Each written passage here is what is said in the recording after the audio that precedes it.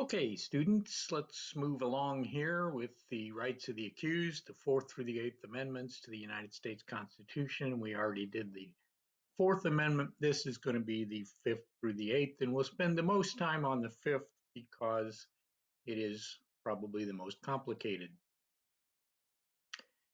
So the Fifth Amendment is your right to remain silent, along with some other rights. And the historical background for the Fifth, Sixth, Seventh, and Eighth Amendments all comes from the abolition of the Star Chamber by the British Parliament in 1641. The Star Chamber was a special court. It was inside Westminster, and it got its name from the fact that on the ceiling there were stars painted. And in fact, here's a picture of the actual ceiling in the Star Chamber. And trials in the Star Chamber were secret. You couldn't necessarily call any witnesses to defend yourself. The prosecutors could browbeat you or even physically beat you, torture you to get you to confess. And it could give you any punishment up to the death penalty. If you wanted the death penalty, the king or the queen had to authorize that. But the Star Chamber could do just about anything else to you. And so obviously, this was not a very fair system, and it was abolished in 1641. So it was very well established in British common law by the time the Bill of Rights were written, and the Fifth, Sixth, Seventh, and Eighth basically come from the British Bill of Rights that was written back in 1641. So here is the Fifth Amendment. No person shall be held to answer for a capital or otherwise infamous crime unless on presentment or indictment of a grand jury, except in cases arising in the land or naval forces or in the militia when in actual service in time of war or public danger. Now, if you're in the military, you can be court-martialed, and if you're court-martialed, you don't have Fifth Amendment rights. But if you are in the military and you're not in actual service in time of war or public danger, then you still have Fifth Amendment rights. Okay, moving on. Nor shall any person be subject for the same offense to be twice put in jeopardy of life or limb. So you can't be tried for the same crime two different times. If you are tried and found not guilty, you cannot be retried. Nor shall be compelled in any criminal case to be a witness against himself, nor be deprived of life, liberty, or property without the due process of law, nor shall private property be taken for public use without just compensation. That last part is not very commonly studied much. When I owned a business, a street was widened and they took my property from me to widen the street, but they had to pay me whatever it was worth in order to do that. So let's listen to a guy taking the Fifth. On the advice of counsel, I invoke my Fifth Amendment privilege against self-incrimination and respectfully decline to answer your question. You were quoted as saying on Fox 5 in New York, you were quoted as saying, if you raise prices and you don't take that cash and put it back into research, I think it's despicable. I think you should not be in the drug business. We take all of our cash, all of our extra profit, and spend it on research for these patients, for other patients who have terrible life-threatening, life-ending diseases. Did you say that? On the advice of counsel, I invoke my Fifth Amendment privilege against self-incrimination and respectfully decline to answer your question. Do you think you've done anything wrong? On the advice of counsel, I invoke my Fifth Amendment privilege against self-incrimination and respectfully decline to answer your question. So here's a Mr. Shkreli was testifying before Congress after, as the CEO of a drug company, he had massively raised prices on a life-saving drug, and obviously Congress was not happy with him. But on his lawyer's advice, he did not answer any of their questions. So the next slide, I'm going to show you a law professor discussing what you should do when confronted with the police. Substantively, in terms of what else was said. I do. Well, I could give you my answer to that question in case you haven't already guessed it, but why don't we go to a real expert? Justice Robert Jackson, a prosecutor's prosecutor. Like me, he began his private practice in Buffalo, New York, years before I did, and after that he served as general counsel for the Bureau of Internal Revenue, the U.S. Department of Treasury, the Security and Exchange Commission, assistant U.S. Attorney General for the Tax Division, later the Solicitor General and the Attorney General of the United States, and then the chief U.S. prosecutor for the Nuremberg trials. That's an impressive resume. Years later, when he was a justice on the Supreme Court, Justice Jackson stated, quote, "Any lawyer worth his salt," today we would say his or her, "will tell the suspect, his client, in no uncertain terms to make no statement to the police under any circumstances." There's the title of my talk. I'm here. So, if you get nothing else out of today's lesson, get that regardless of whether you are innocent or guilty, you have the right to remain silent, and you should use it. All right, some famous Fifth Amendment cases. Double jeopardy, that's the thing where you can't be tried twice for the same crime, does not apply when you break a law that is both a state law and a federal law. 2019 in Gamble versus the United States, that was most recently decided. That was reaffirming multiple precedents from the past. So if what you do is a violation of Ohio law and federal law, you could be tried by both Ohio and the federal government. Even if you were found not guilty in the Ohio court, the federal court could get you, or if you were found not guilty in the federal court, the Ohio court could get you. Okay, the one that you're probably all familiar with because you've watched various TV dramas and you've heard police saying you have the right to remain silent, etc., comes from Miranda versus Arizona in 1966, which affirmed that the police have to make sure that you know your rights, that you don't have to talk to them, and that you can have a lawyer present when you're being questioned. And finally, a takings case that raised a lot of upset, 2005, Kelo versus New London. The city of New London condemned some houses that were perfectly fine houses in order to put in a new shopping mall, because the shopping mall would bring in more taxes than the houses did, and the city of New London was in desperate shape and needed more money.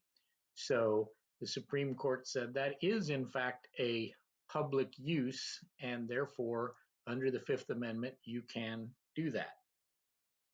Let's move on to the Sixth Amendment. This is the right to a speedy and fair trial, and its history is the same as the Fifth Amendment, the Star Chamber stuff that was not so good going on, and we put an end to that back in the 1640s.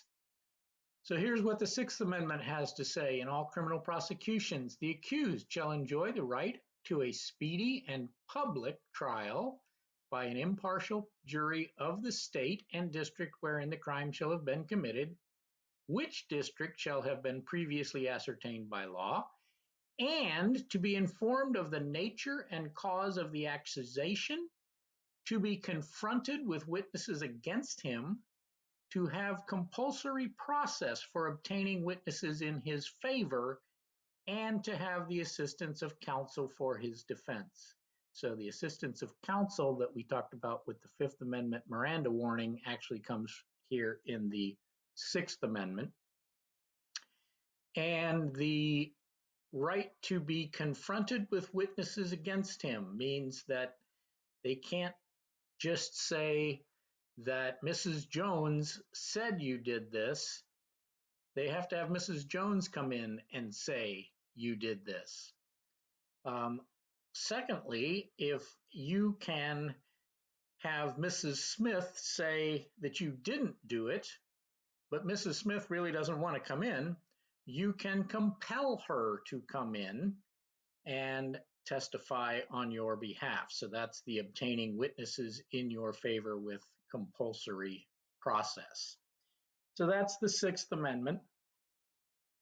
And Sixth Amendment cases that are important, 1963 Gideon versus Wainwright is when, for the first time, the Supreme Court said if you can't afford a lawyer, the state has to appoint one for you.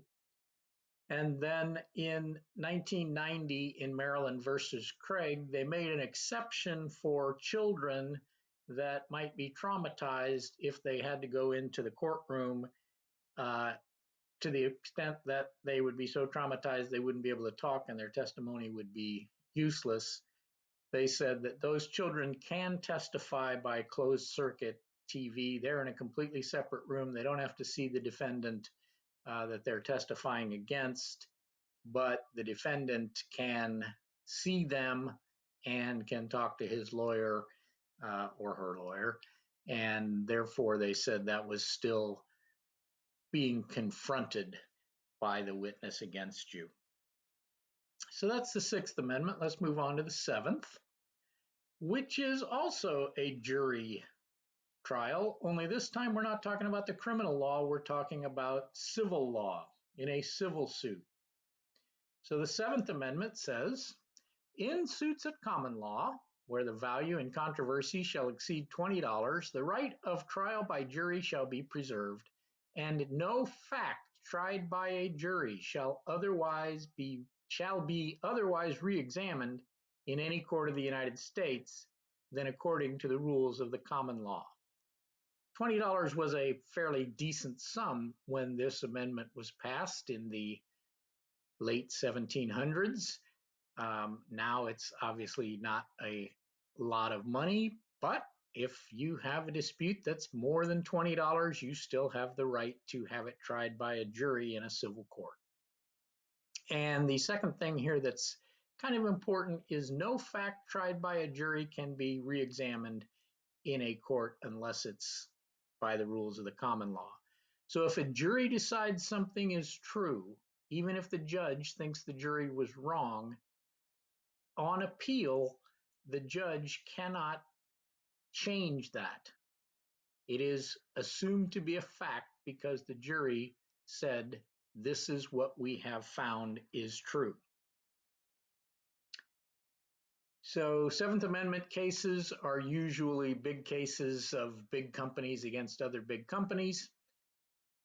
Copyright infringement suit, the jury can decide how much is awarded for statutory damages. That comes from Fletner versus Columbia Pictures Television.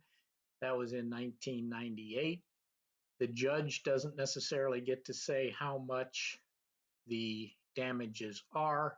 The jury can say, this is how much you have to pay for the damages. And a more recent one, 1987, actually it's not more recent, when the government seeks monetary damages for violation of a statute, the Seventh Amendment right to trial by jury applies. That was Tull versus the United States. And in that case, the government charged Mr. Tull and wanted to fine him for a violation of the Clean Water Act. And he wanted a trial by jury, and he didn't get it. And he took his case to the Supreme Court, and they said, yes, you must go back and try him again, this time with a jury. The Eighth Amendment, the last one we're going to go through. The right to bail and against cruel and unusual punishment. And here's a political cartoon that is not very thrilled with the Eighth Amendment, basically saying that the Supreme Court is keeping this flasher out of the rain, and the poor kid that he shocked by being a flasher is getting rained on from the drips coming off the Eighth Amendment umbrella. So here's what the amendment says. It says excessive bail shall not be required, nor excessive fines imposed, nor cruel and unusual punishments inflicted. So our cases that are interesting here, we had Bajakajian versus the United States. This was a case where a guy was traveling back to his native country, and he had some debts that he had to pay over there, and so he was taking a bunch of cash with him. And he failed to report it, mostly because he was afraid that if he did report it, the authorities in his home country would know he had a bunch of cash on him and take it from him, because they didn't have as good a legal system as in the United States. Well, the government took the entire sum of cash from him as a forfeiture when the fine was only a few $1,000s. And so in 1988, the Supreme Court said, no, you can't do that. That would be an excessive fine. And in 2019, in Timms versus Indiana, a similar thing. A court took this man's $40,000 truck as part of his punishment for a drug crime, because he had used the truck during his purchase of the drugs. And the fine for what he had done was well under $40,000. And so the court said, no, you can't take his truck from him. That is way more than what he otherwise would have had to pay if he didn't even own a truck. And then the cruel and unusual punishment part is very commonly argued in death penalty cases and murder cases. So in 2012, Miller versus Alabama, the court said that life without parole for a juvenile convicted of murder is cruel and unusual punishment. So if somebody is not even an adult and commits a murder, putting them in jail for the rest of their life with no possibility of parole, Supreme Court said, nope, you can't do that.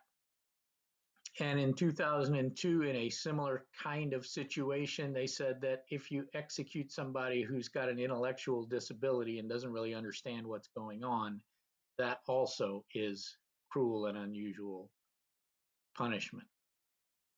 Currently pending, the Supreme Court is going to hear Jones versus Mississippi, which is revisiting Miller versus Alabama. So it's very possible that Miller versus Alabama will be overturned this term by the Supreme Court, and they will be able to put juveniles in prison for the rest of their life with no possibility of parole. So again, as I said at the beginning of the original lecture, what rights do you have under the various amendments of the Bill of Rights? Whatever rights 5 out of 9 justices of the Supreme Court can agree that you have. And there's a reason that we have an odd number of people on the Supreme Court, because oftentimes they disagree as to what the Constitution actually means. And so if you have an odd number, you're guaranteed to have one side win over the other. Oftentimes it is 5-4, and those folks in the 5, that's what all of the other courts have to abide by from that point on, unless, as possibly will happen with Jones versus Mississippi, they revisit it and change the ruling.